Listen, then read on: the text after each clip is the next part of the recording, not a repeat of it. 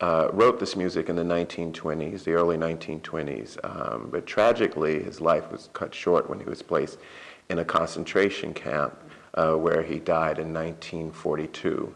Of course, during the Nazi regime, his music, like a lot of art that was considered degenerate art, wasn't to be played. He couldn't work. He tried to immigrate to different countries. He finally became a Soviet citizen, but he was arrested before he was able to leave. And so the music has images that I looked at of the Holocaust, but it's more about his journey and my impressions of his journey, the way he lived, the way he died, but also this notion of being no longer silent, because a lot of that music, those composers were sort of forgotten, or their music was sort of lost. And so No Longer Silent is the title, I think, speaks to why I made the work.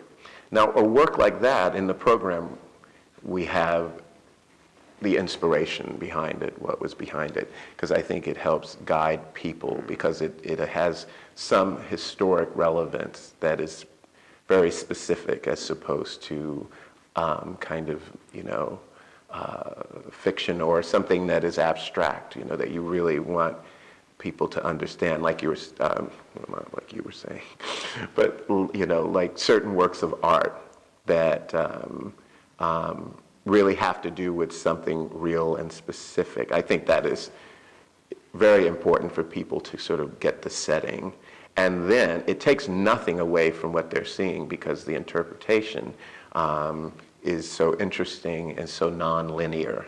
That it's not a giveaway, So there's always that conundrum that we have, because I've had a lot of people say, oh, I wish there was more program notes, or I love it when you come out in the beginning and you give us a little window in.